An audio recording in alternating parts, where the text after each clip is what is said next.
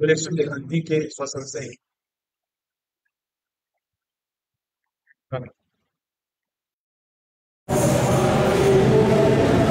Dieu tout-puissant, dans nos buts continués,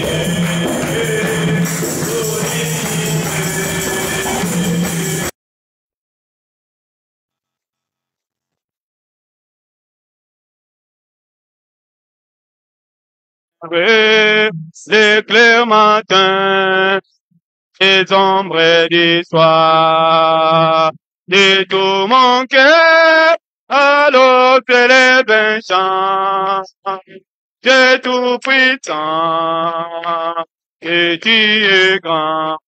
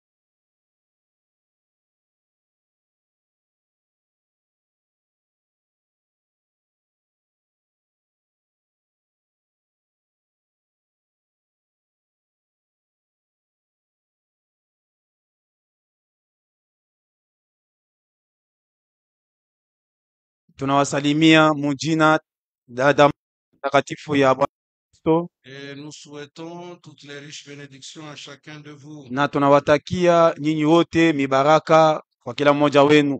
C'est le Seigneur qui a permis que ce soir je sois parmi vous. Ni Bwana anaruhusu kusema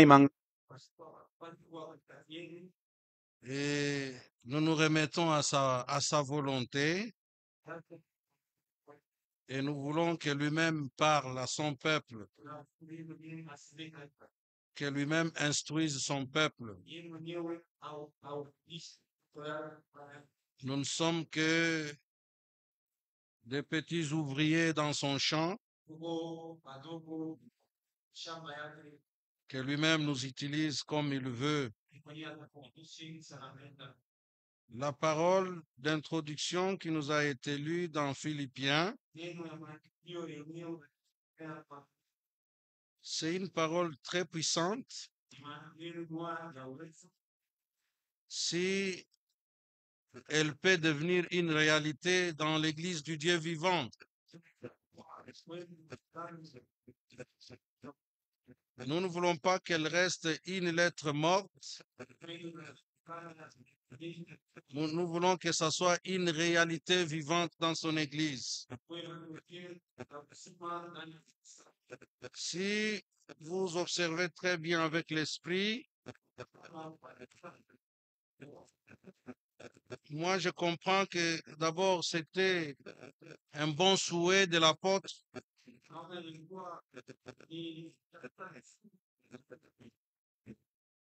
Vous savez, mes bien-aimés, Regardez d'abord dans 1 Thessaloniciens,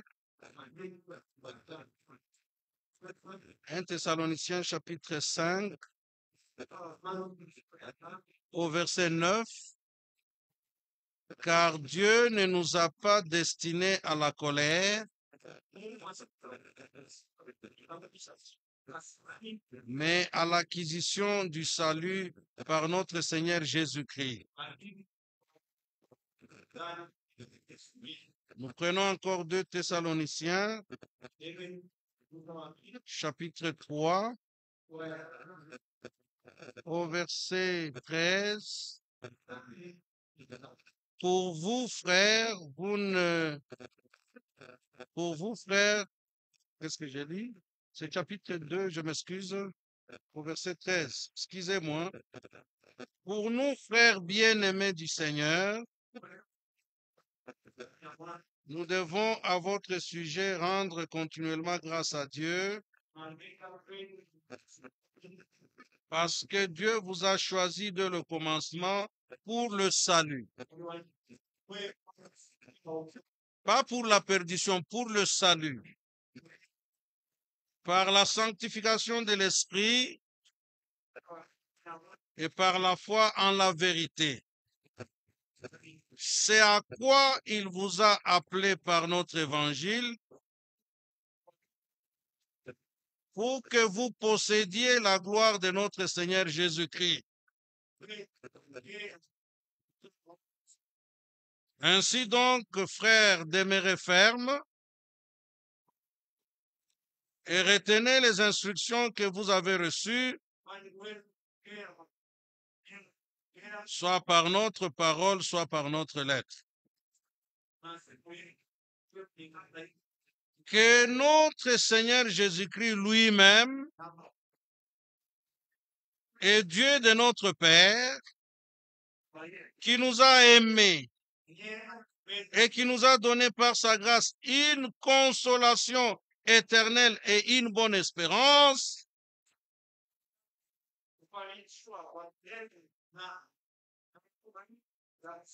console vos cœurs et vous affermisse en toute bonne œuvre et en toute bonne parole.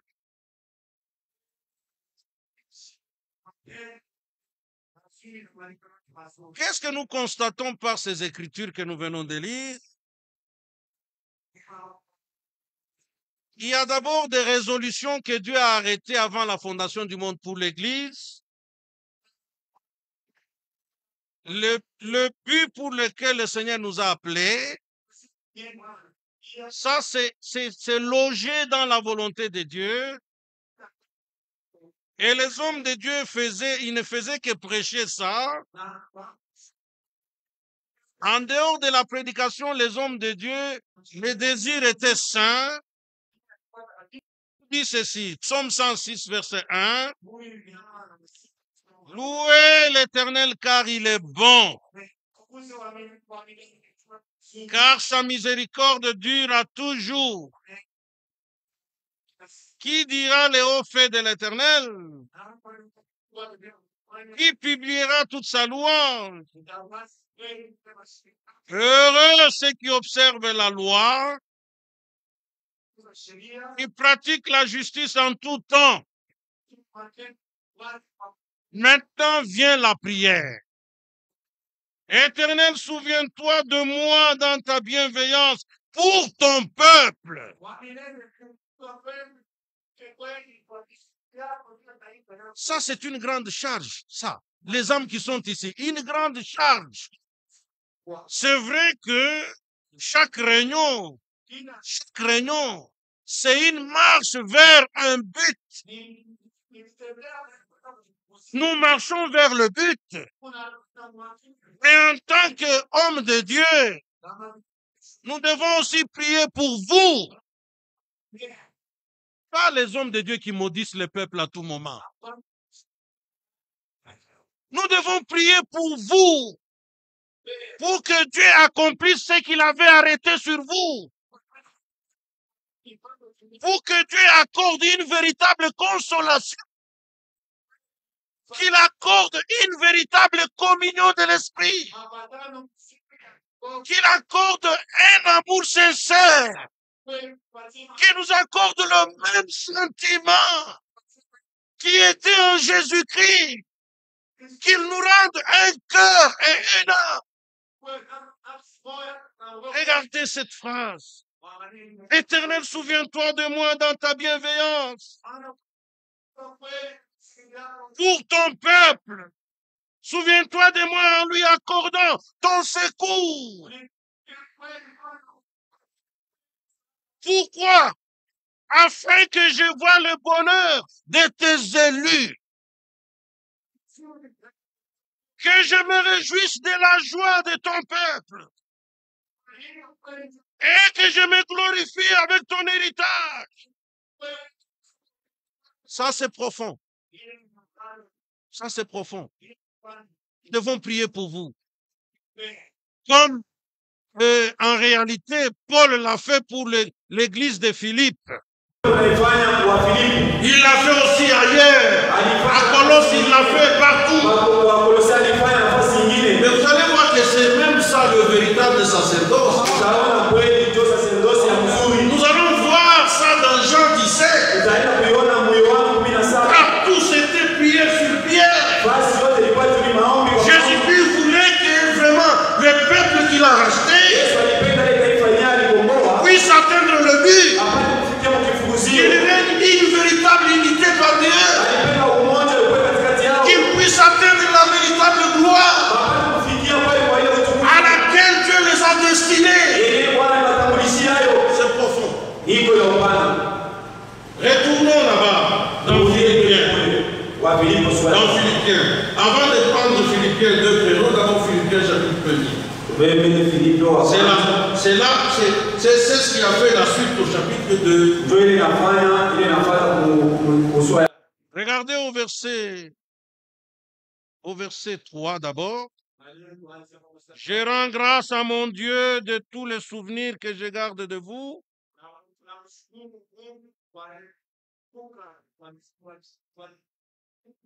Ne cessant dans toutes mes prières pour vous tous, de manifester ma joie au sujet de la part que vous prenez à l'évangile.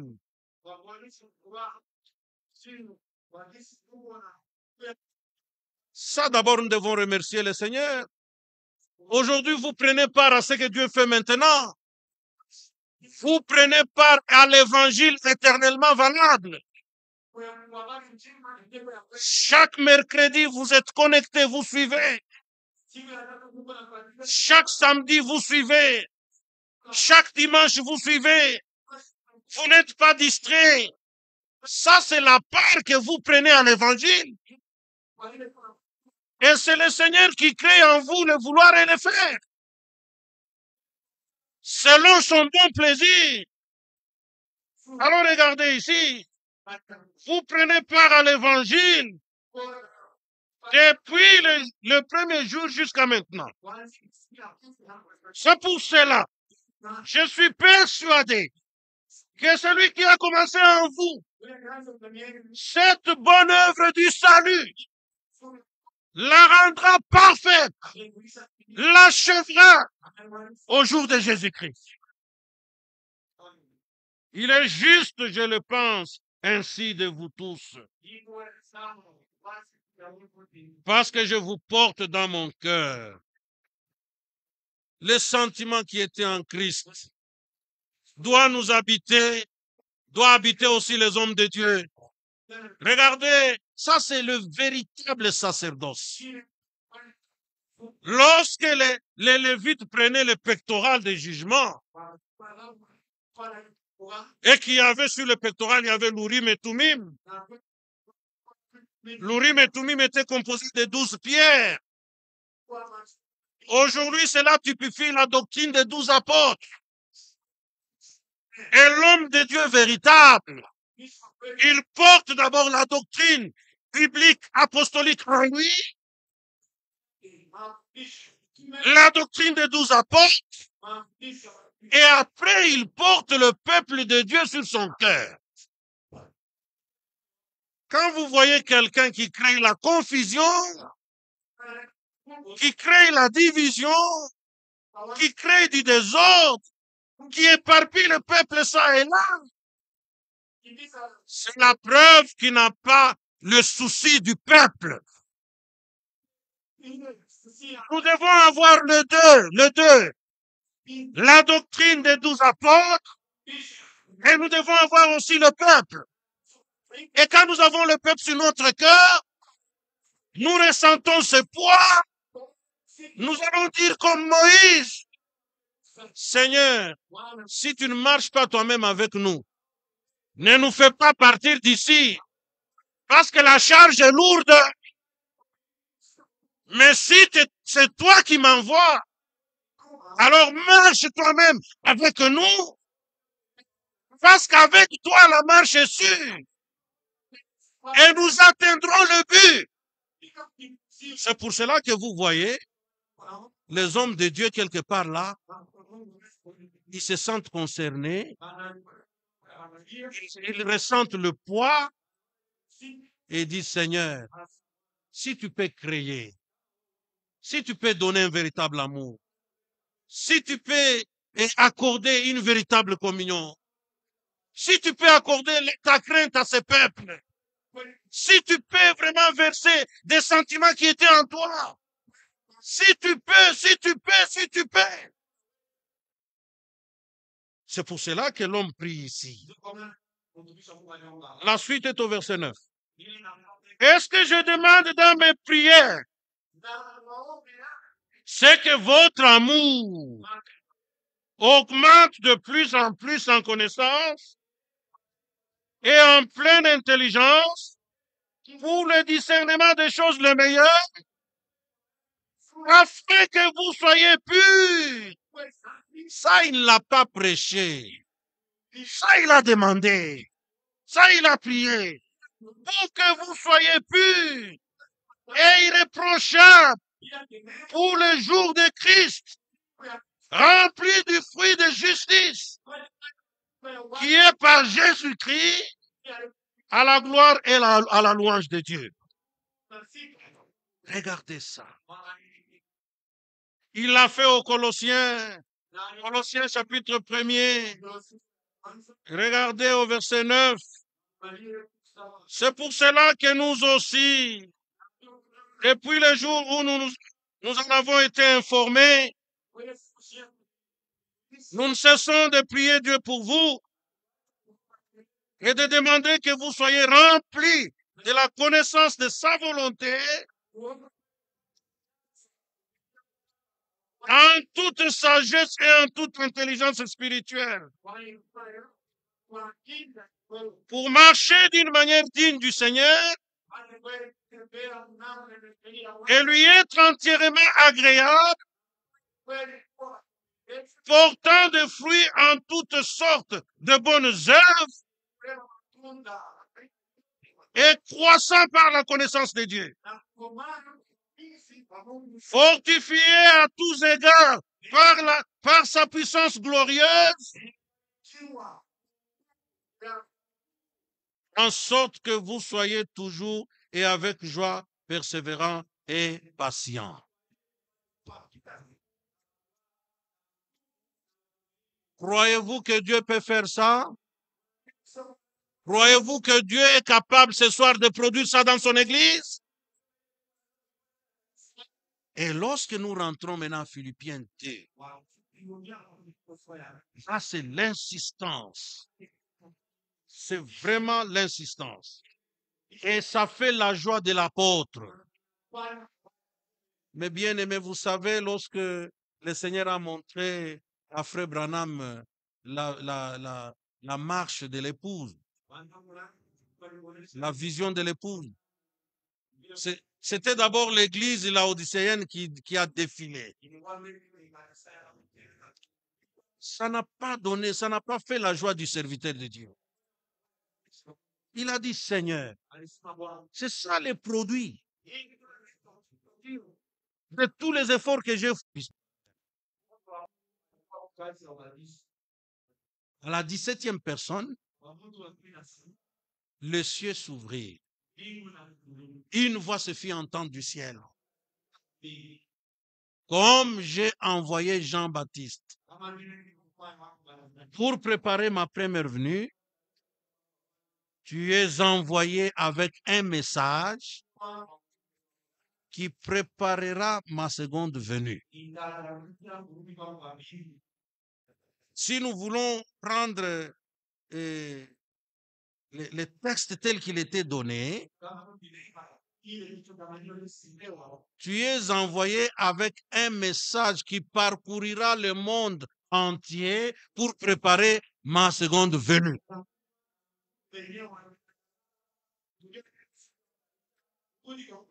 Le message étant venu jusqu'à nous, mais il manque le but de la préparation.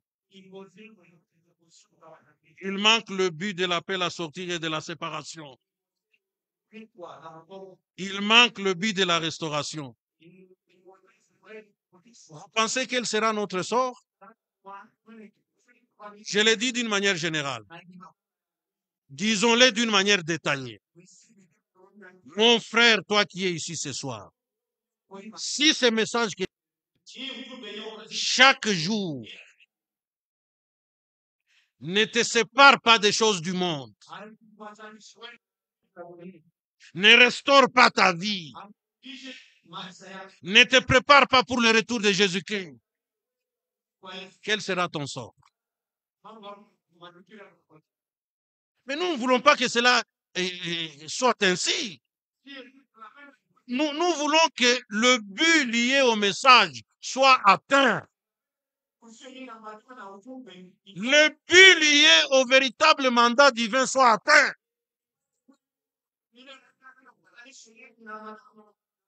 Prenons d'abord Romains chapitre 1er, regardez. Paul, serviteur de Jésus-Christ. Ça, c'est un mandat. Tous nous sommes appelés. Tous nous sommes envoyés.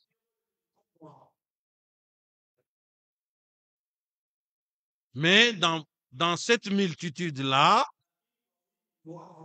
il y a des appels et des mandats spéciaux.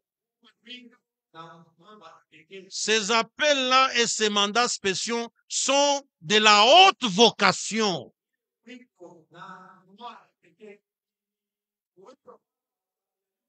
Et ces appels-là et ces mandats sont liés directement à l'histoire du plan du salut de Dieu.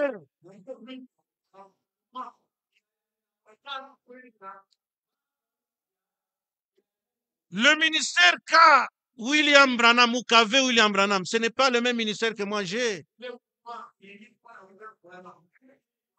Le ministère qu'a Evald de France, ce n'est pas le même ministère que moi j'ai. Mais ils sont tous dans Éphésiens 4.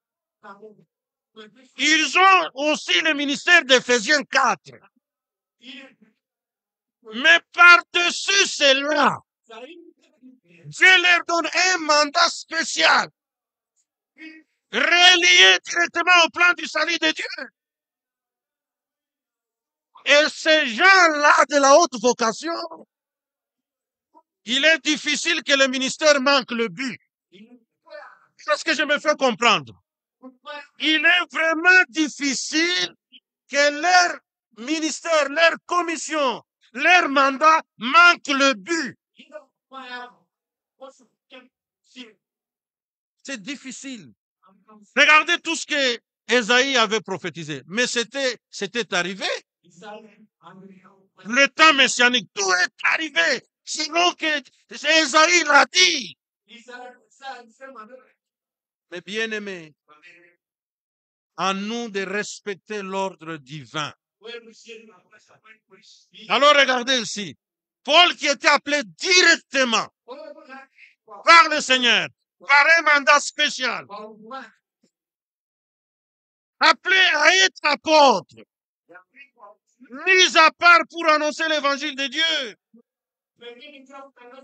qui avait été promis auparavant de la part de Dieu par ses prophètes dans les Saintes Écritures.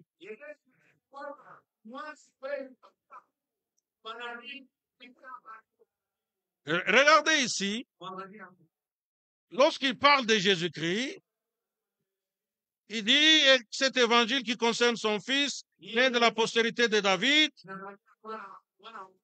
selon la chair, est déclaré fils de Dieu avec puissance, selon l'esprit de sainteté, par sa résurrection d'entre les morts, Jésus-Christ notre Seigneur.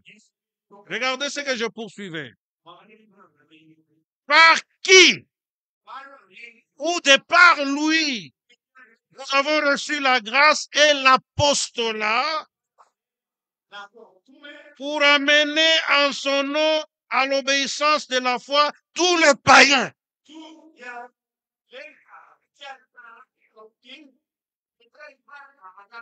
Regardez ce qui était lié directement au mandat de Paul.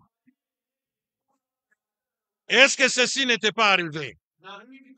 Les païens dimension supérieure.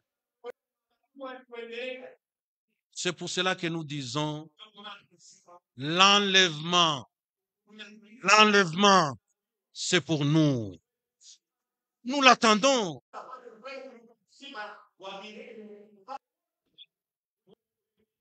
C'est pourquoi nous ne sommes pas fils et filles de Dieu directement. Nous sommes fils et filles de Dieu par Jésus-Christ. En Dieu, nous n'étions pas visibles. Comme des actes, comme des projets. Mais en Christ, ce plan de l'élection de la rédemption se sont accomplis. Et Christ nous a extériorisés. Nous devenons fils et filles de Dieu visibles. En Jésus-Christ, vous voilà, vous êtes là. Et regardez maintenant. Pour la vie éternelle, c'est qu'ils te connaissent toi, le seul vrai Dieu, et celui que tu as envoyé, Jésus-Christ. Vous qui avez reçu celui que tu as envoyé, Jésus-Christ. Il n'est pas dit vous aurez la vie éternelle. Vous avez la vie éternelle. Il n'y a que celui. Parce que la vie éternelle, c'est la vie de Dieu lui-même. La vie de Dieu éternelle. Il n'y a que celui qui peut vivre éternellement qui a déjà cette vie maintenant. Ça, c'est le plan. Maintenant, regardez l'exécution. Chapitre 4, verset 4. Je t'ai glorifié sur la terre. J'ai achevé l'œuvre que tu m'as donné à faire. L'œuvre de la rédemption, c'est une œuvre achevée. Nous n'avons pas à nous faire de soucis. Dieu a tout fait. A tout fait. Ce que lui déclare, ce n'est pas seulement une parole de connaissance, c'est aussi une parole de commandement. Quand le lépreux pouvait dire, Seigneur, si tu veux, rends-moi pur. Il dit, je le veux, sois pur. Il ne donne pas seulement une parole de connaissance, il donne aussi une parole de commandement. Lorsque Pierre pouvait dire, nous avons travaillé toute la nuit ici, sans rien prendre. Il dit, jette le filet au même endroit là. C'est une parole de commandement. Quand il dit, sois sauvé, directement le salut entre en toi. Une parole de commandement. Mais bien aimé, notre Dieu est puissant. Alors j'ai achevé l'œuvre que tu m'as donné de faire. Voyez ça? Et maintenant, au verset 6. J'ai fait connaître ton nom aux hommes que tu m'as donnés du milieu du monde. Ils étaient à toi. Voyez-vous ça? Ils étaient à toi et tu me les as donnés et ils ont gardé ta parole. Vous voyez ici de l'échec. Il y a de l'échec ici. Ceux qui étaient en Dieu. Jésus vient, il achève l'œuvre, il leur révèle le nom du Père, il leur donne sa parole. Est-ce que vous les avez vus rejeter sa parole? Vous les avez vus se détourner de sa parole? Mais bien aimés, nous sommes bel et bien dans le plan de Dieu. Maintenant, ils ont connu, regardez, que tout ce que tu m'as donné vient de toi. Car je leur ai donné les paroles que tu m'as données, ils les ont reçues. Et ils ont vraiment connu que je suis sorti de toi. Et ils ont cru que tu m'as envoyé. C'est pour eux que je prie. Le plan, l'exécution, maintenant la prière, pour que le but soit atteint. Il dit même, regardez, lisons, vous allez voir, lisons. Au verset 9, c'est pour eux que je prie. Je ne prie pas pour le monde, mais pour ce que tu m'as donné, pour qu'il soit à toi. Et tout ce qui est à moi est à toi. Et ce qui est à toi est à moi. Et je suis glorifié en eux. Je ne suis plus dans le monde. Et ils sont dans le monde. Et je vais à toi. Père Saint. Quelle prière. Père Saint, garde en ton nom ce que tu m'as donné, afin qu'il soit un comme nous. La communion de l'Esprit. Lorsque j'étais avec eux dans le monde, je les gardais en ton nom. J'ai gardé ce que tu m'as donné. Aucun d'eux ne s'est perdu. Jésus pouvait dire aucun élu ne sera perdu. Sinon, le fils de la perdition, il vient de la perdition et il va dans la perdition. Afin que l'écriture fût accomplie. Et maintenant, je vais à toi. J'ai dit ces choses dans le monde, afin qu'ils aient en eux ma joie parfaite. Je leur ai donné ta parole, et le monde les a haïs, parce qu'ils ne sont pas du monde. Comme moi, je ne suis pas du monde. Je ne te prie pas de les ôter du monde, mais de les préserver du malin. Ils ne sont pas du monde comme moi, je ne suis pas du monde. Sanctifie-les par ta vérité. Ta parole est la vérité. Comme tu m'as envoyé dans le monde, je les ai aussi envoyés dans le monde. Et je me sanctifie moi-même pour eux, afin qu'eux aussi soient sanctifiés par la vérité. Mais bien aimé, c'est merveilleux ça.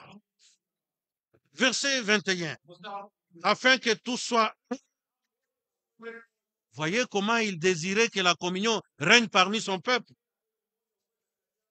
Et si réellement nous sommes un, nous parlerons des divisions, des tiraillements, des confusions, des calomnies, de ceci, de cela. Mais je sais une chose. On ne sait pas que ce qui est hybridé. Oui, s'il y a deux semences, ces deux semences ne peuvent pas cohabiter. S'il y a deux esprits, les deux esprits ne peuvent pas cohabiter. Il y aura toujours une séparation parce que Dieu va en créer. Il est un séparatiste depuis le commencement. Il a séparé la lumière d'avec les ténèbres.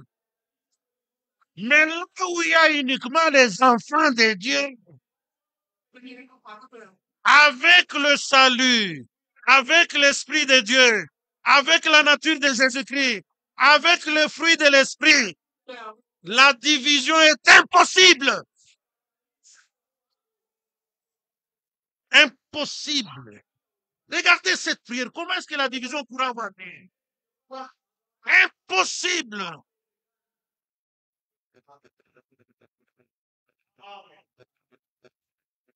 Verset 22, verset 23. Moi en eux. Voilà la communion de l'Esprit. Moi en eux et toi en moi, afin qu'ils soient parfaitement un. Et que le monde connaisse que tu m'as envoyé et que tu les as aimés comme tu m'as aimé. Père, je veux, et tout ce qu'il veut, il le fait.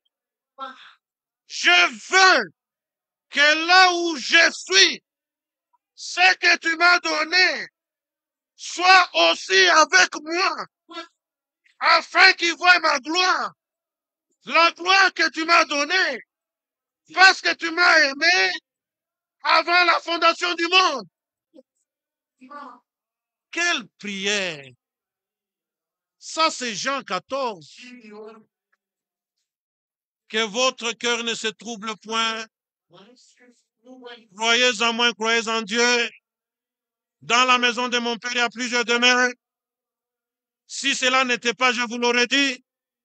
Mais je m'en vais vous préparer une place. Et lorsque je m'en serai allé et que je vous aurai préparé une place, je reviendrai et je vous prendrai avec moi, afin que là où je suis, vous y soyez aussi. Vous pensez que ce but sera manqué? Non, non,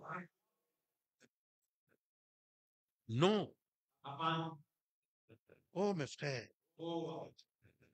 Rentrons dans Philippiens 2 pour quelques minutes. On ne l'a pas abordé suffisamment. Mais rentrons d'abord dans Philippiens. Rapidement, là. Regardez. Prenons d'abord quelques types de sentiments qui étaient en Jésus-Christ. Mais bien aimé, vous savez que tous nous avons pris part à la chute. Et l'apôtre Paul, avant d'enseigner, de montrer suffisamment la grâce, le salut de Dieu, il a d'abord rappelé la nature des chutes.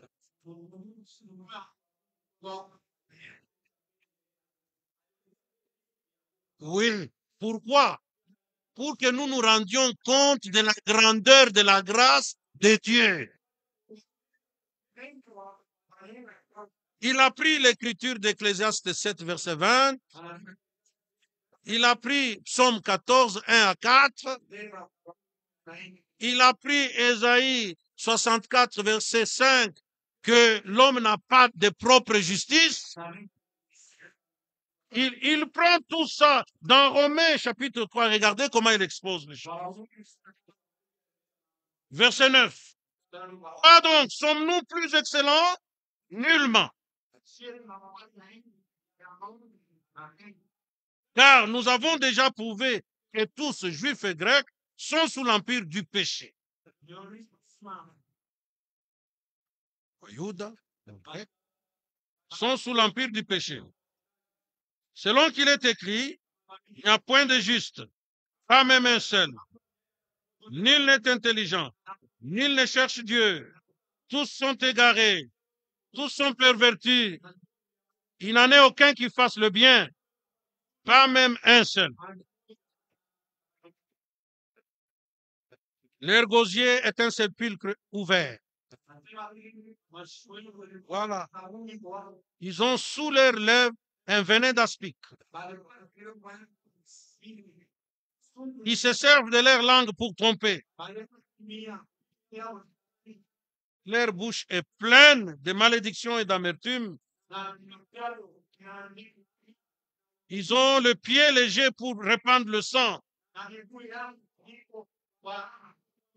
La destruction et le malheur sont sur leur route. Ils ne connaissent pas le chemin de la paix. La crainte de Dieu n'est pas devant leurs yeux. Alors regardez. Or, nous savons que tout ce que dit la loi, elle le dit à ceux qui sont sous la loi, afin que toute bouche soit fermée et que tout le monde soit reconnu coupable devant Dieu. Car nul ne sera justifié devant lui par les œuvres de la loi,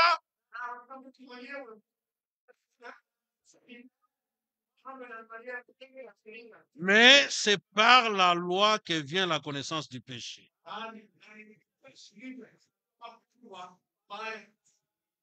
Mais maintenant, sans la loi, est manifestée la justice de Dieu, à laquelle rendent le témoignage, la loi et les prophètes. Justice de Dieu par la foi en Jésus-Christ, pour ceux qui croient. Il n'y a point de distinction. Par rapport à la chute, point de distinction. Juifs, Grecs, Congolais, consorts, tous tombés. Par rapport aussi au salut, point de distinction. Tous nous sommes sauvés. Ceux qui croient en Jésus-Christ, quelle que soit la tribu, quel que soit le pays, quelle que soit la langue, quel que soit le peuple, celui qui croit, il est justifié. Car tous son péché sont privés de la gloire de Dieu. Et ils sont gratuitement justifiés par sa grâce, par les moyens de la rédemption qui est en Jésus-Christ, celui que Dieu a destiné par son sang à être pour ceux qui croiraient victime expiatoire afin de montrer sa justice parce qu'il avait laissé impuni le péché commis auparavant au temps de sa patience. Afin, dis-je, de montrer sa justice dans le temps présent, de manière à être juste, tout en justifiant celui qui a la foi en Jésus. Les croyants sont-ils ici ce soir? Les croyants, êtes-vous ici ce soir? Vous êtes gratuitement justifiés.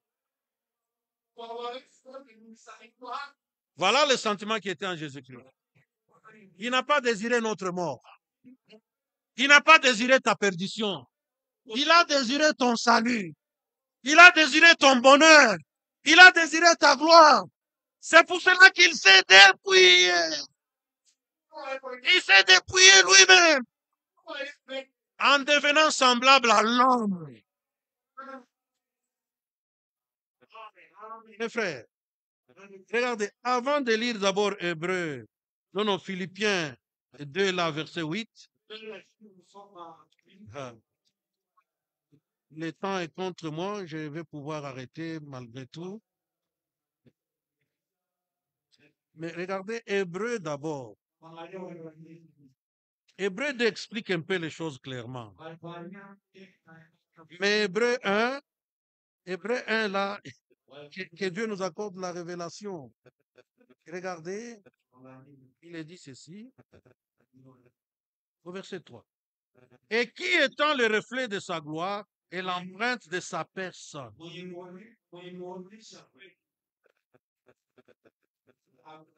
Kionyesho ya utukufu, kionyesho utukufu et l'empreinte de sa personne.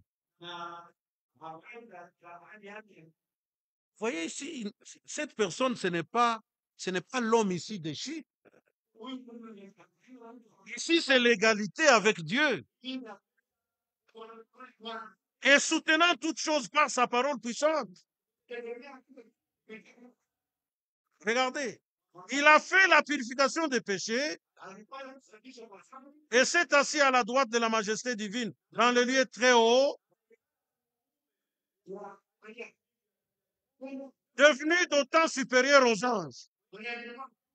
Voilà. Qu'il a hérité d'un nom plus excellent que le leur. Car auquel des anges Dieu a-t-il jamais dit, tu es mon fils, je t'ai engendré aujourd'hui? Il n'y en a pas. Et encore, je serai pour lui un père et il sera pour moi un fils.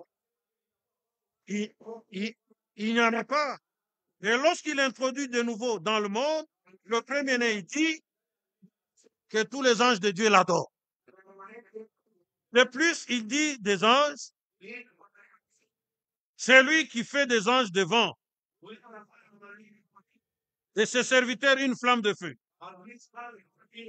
Mais il dit au Fils, ton trône, ô Dieu. Ça, c'est l'égalité avec Dieu. Ton trône, ô Dieu, est éternel. Le sceptre de ton règne est un sceptre d'équité. Ya haki. Mkonto yako ya haki. Tu as le sceptre de ton règne est un sceptre d'équité. Ya haki. Haki. Tu as aimé la justice et tu as eu l'iniquité. C'est pourquoi, oh Dieu, ton Dieu est aware d'une huile de joie au-dessus de tes égaux. Au-dessus de tes égaux. Ça, c'est l'égalité. Mais à cause de ton salut, à cause de mon salut, à cause de mon bonheur, à cause de ton bonheur, il s'est humilié. Il a quitté l'égalité. Il est descendu même en dessous des anges. Si nous comprenons ça, pourquoi nous devons haïr un frère? Pourquoi nous devons souhaiter qu'un frère se perde? Pourquoi nous devons maudire un frère? Ayons les sentiments qui étaient en Jésus-Christ. Le temps nous manque, mais regardez dans Psaume 106, lorsque le peuple avait fait un veau d'or, Dieu était très irrité. Mais regarde Moïse. Il n'a pas dit parce que vous n'écoutez pas. Voilà, Dieu vous a frappé. Dieu vous a sanctionné. Vous êtes une race rebelle, voyez. Voyez ce que vous êtes arrivé. Moïse a dit, Seigneur, ton peuple a commis un péché. Mais j'implore ta grâce. Si tu peux pardonner à ce peuple. Sinon, efface-moi de ton livre de vie.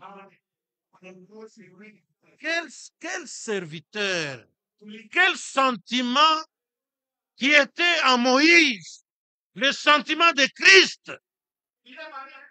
Il accepte même que lui puisse se dissocier avec Dieu.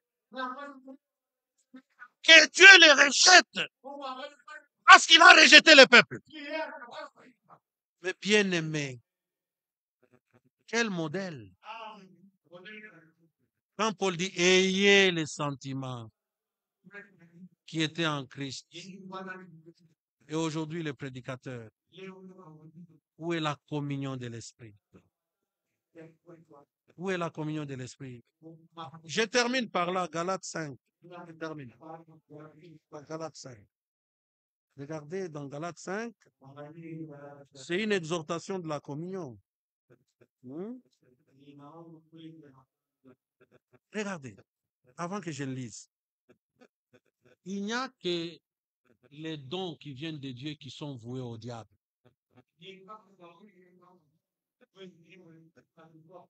Pourquoi on ne peut pas apprécier des dons que Dieu a mis dans son peuple, dans les serviteurs de Dieu? Pourquoi on ne peut pas apprécier? On maudit ça, on voue ça au diable.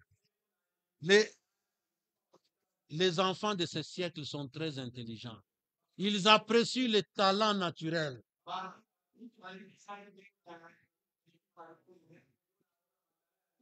Regardez dans le match de foot.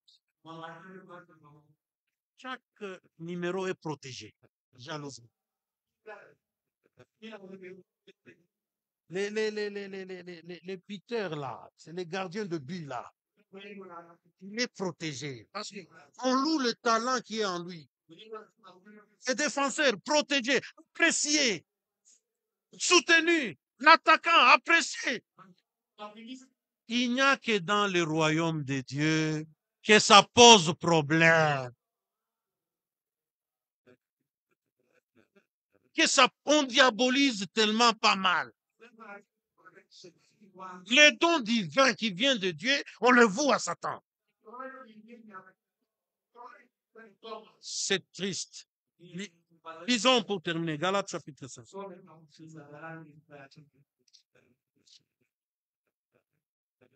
Dans Galates chapitre 5. Que Dieu nous vienne en aide. Soutenez les dons qui sont parmi vous. Si vous voyez quelque chose de bon dans un frère, appréciez ça. Appréciez. Même dans une faible mesure, appréciez. Parce que ça va grandir, ça va grandir. Appréciez. Verset 13. Frères, vous avez été appelés à la liberté et à la communion en Christ. Seulement ne faites pas de cette liberté un prétexte de vivre selon la chair. Mais rendez-vous par Jésus, par la charité, serviteurs les uns des autres. Car toute la loi est accomplie dans une seule parole, dans celle-ci.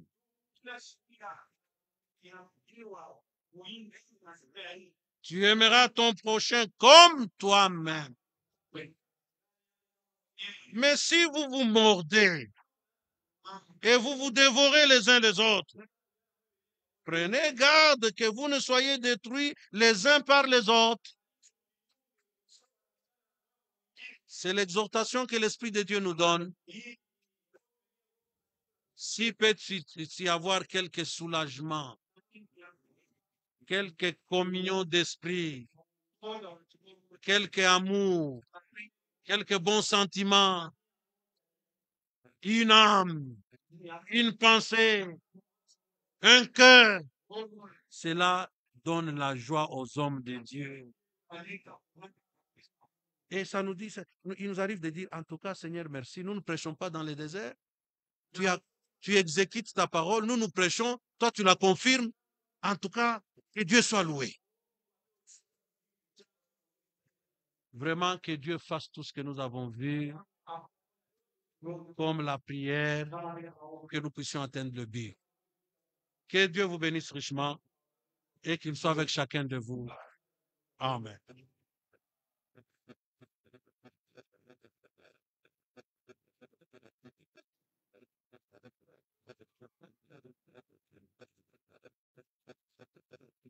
Lèvons-nous pour retrouver.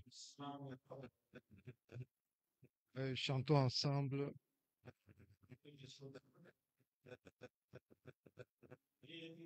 Immaculée, coulée, coulée,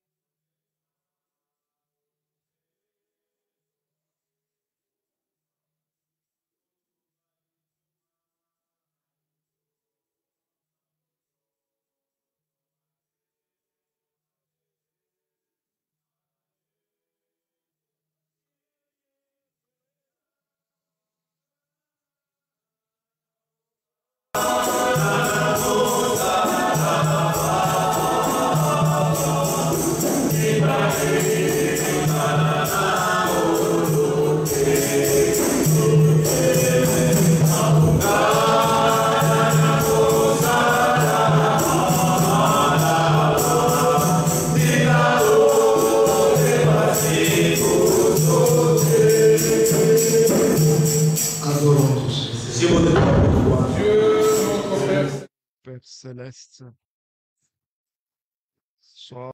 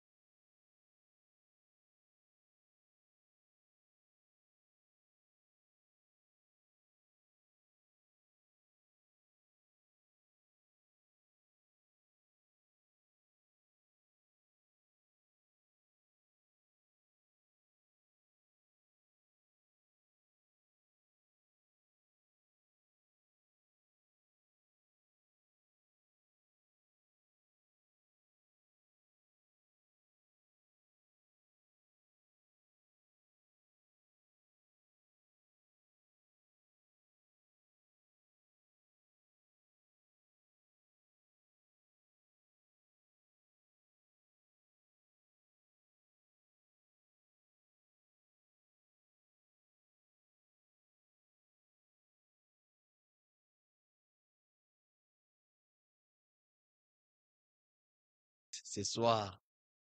Merci de nous avoir parlé ainsi.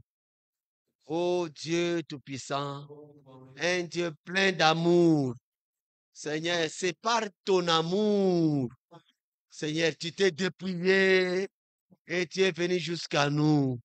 Nous qui étions pécheurs, toi, tu n'as pas regardé à cela. Tu as pris notre place et tu es monté à la croix. Oh, tu as expérimenté notre séparation avec Dieu.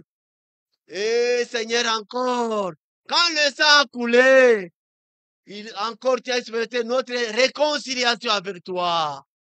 Maintenant, Seigneur, que les sentiments qui étaient en Christ soient à nous, Père Céleste. Regarde comment ces sentiments étaient à Moïse.